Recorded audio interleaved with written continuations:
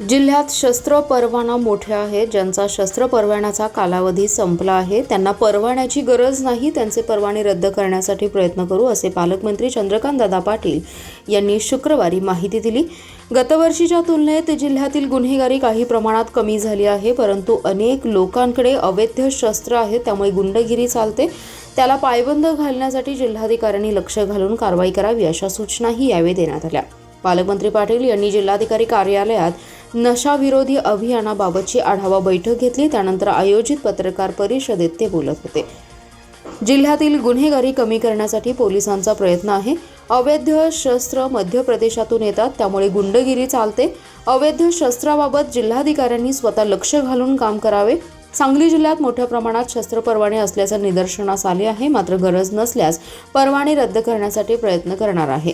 मोक्का हद्दपारीचे प्रस्ताव पेंडिंग न ठेवता तात्काळ मार्गी लावण्याबाबतचे आदेश दिलेत.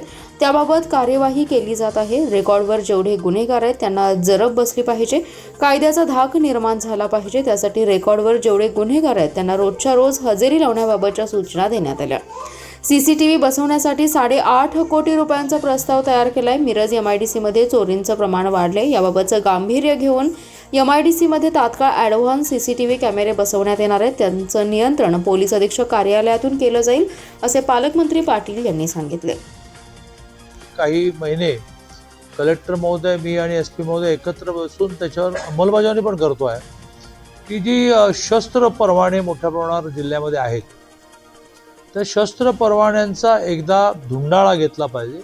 तो सुरू आहे धुंडाळा घेणं, आणि त्या वेळेला काही कारणाने तुम्हाला शस्त्र परवाना मिळाला, आता ते कारण संपलं असेल तर तो परवाना तुमच्याकडे असण्याचं काही कारण नाही. अशी काही त्यांना कोणापासून भीती आहे आणि त्यामुळे शस्त्र परवाना पाहिजे अशी स्थिती नसेल, असे शस्त्र परवाने रद्द करता येतील का? पण त्याही व्यतिरिक्त फार मोठ्या प्रमाणावर अवैध ज्याला परवाना नाही अशी शस्त्रही सापडत आहेत. त्याच्यामध्ये जसं पुण्याने आता DGंची एक स्पेशल परमिशन काढून मध्य प्रदेशमधल्या लिंक त्यांना सापडल्यानंतर मध्य प्रदेशमध्ये 4 दिवस टीम बसवून छडा लावला.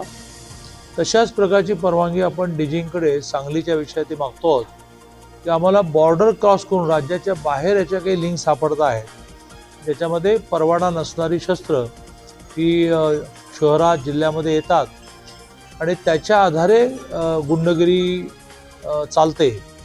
तर यावर आज DGंना पुण्याच्या धर्तीवर एक पत्र लिहिण्याचा पण निर्णय आम्ही केला, आणि कलेक्टर महोदय स्वतः लक्ष घालतायत की याच्यातली जी शस्त्र परवाने रद्द करता येतील, त्याची शस्त्र जप्त करता येतील, ते केलं पाहिजे.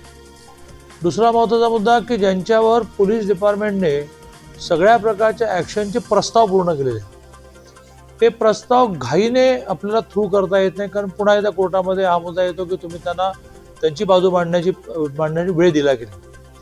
तर माझं कलेक्टर महोदयांचं आणि SP महोदयांचं बोलणं असं झालेलं आहे की त्यांनी आता त्यातला पुरेसा वेळ देऊन कोर्टात ऑर्डर स्टे होऊ नये, पण हे सगळे जे मोका